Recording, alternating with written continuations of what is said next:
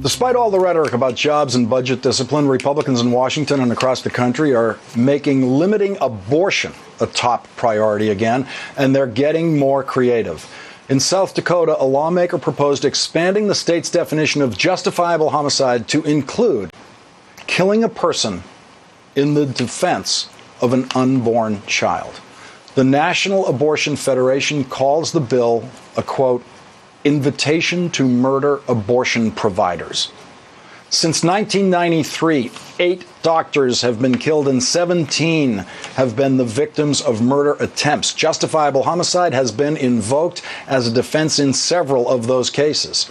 In the U.S. Congress, meanwhile, several new provisions seek to limit abortion on the federal level. They include allowing hospitals to refuse to perform an abortion on a woman, even if she'll die without it, prohibiting Americans who received insurance through state exchanges from buying abortion coverage, even with their own money, eliminating tax breaks for businesses who provide health plans that include abortion services, and attempting to change the definition of rape in order to limit the use of federal money for abortions in the case of rape or incest. MoveOn.org released this ad today. Only decades ago, women suffered through horrifying back alley abortions, or they used dangerous methods when they had no other recourse. So when the Republican Party launched an all-out assault on women's health, pushing bills to limit access to vital services, we had to ask, why is the GOP trying to send women back to the back alley? Joining me now is Lisa Edelstein, star of the TV show House, who appears in the Move On ad. Lisa, thank you very much for joining me tonight. Thank you for having me. Lisa, in South Dakota, they have to fly in a doctor once a week because the state actually has no abortion providers. That is a world, South Dakota is a world much like the old 1950s world that you're depicting in that commercial. Do you get the feeling that people on each coast know how bad it can be out there in places like South Dakota? No, I don't think people realize it's when you say they fly in a doctor, it's Planned Parenthood that's flying in the doctor. Planned Parenthood also offers underprivileged and low-income women most of the reproductive health care that they get. So this attack on Planned Parenthood, in addition to all the other changes that Congress is trying to push forward, is really frightening. Now, it turns out that the people of South Dakota have repeatedly voted against an abortion ban. And there are politicians there who say, for example, that this is just an attempt to get around the will of the people of South Dakota, who've expressed themselves very clearly. Yes, and the same thing is happening in Congress, where instead of attacking Roe v. Wade directly, they're trying to change little pieces of the law in order to make abortion not illegal, but impossible to attain. That's even if the woman would die without it.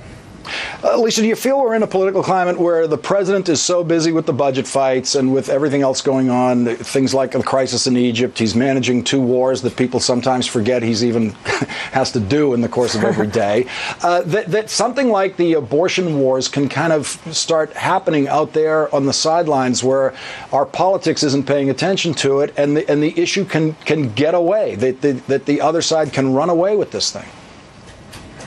I think that we're distracted by other things, including what was going on in South Dakota. South Dakota was so extreme, and actually they've since changed the language just a little bit to make it only self-defense rather than you can't kill somebody else, but you can kill somebody who's attacking you.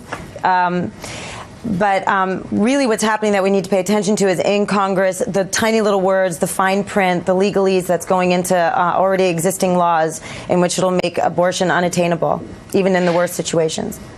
Lisa, this is one of those art and life questions. Does working on a medical show like House bring you even closer to a subject like this, access to medical procedure, that sensitivity that you'd have anyway, but being with these scripts, these great scripts that my pals on the writing staff there are giving you every week, does that somehow actually even raise your alertness level to these things even higher? Not really. But I'm glad you complimented our writers. What it does do is give me a microphone in my face where I can actually speak up. Really, this particular issue is important to me because I'm a woman, and because I was born into a world where I had the right to choose, and I don't want to lose that right. And did MoveOn.org approach you for this commercial? How did this particular commercial come about? When everything came up with Congress, they were trying to figure out what to do, how to draw attention to it, and I happened to be on a walk with two of the people from MoveOn.org, and so I immediately was cast. Yes. It was the easiest casting I ever had. That was one of your easier casting moments, it sounds like. Yeah.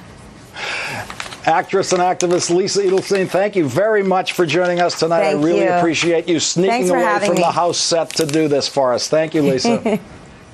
Bye. But you can have The Last Word online at our blog, thelastword.msnbc.com. You can also follow us on Facebook and follow me at Lawrence on Twitter. That's tonight's Last Word. The Rachel Maddow Show is up next. Good evening, Rachel.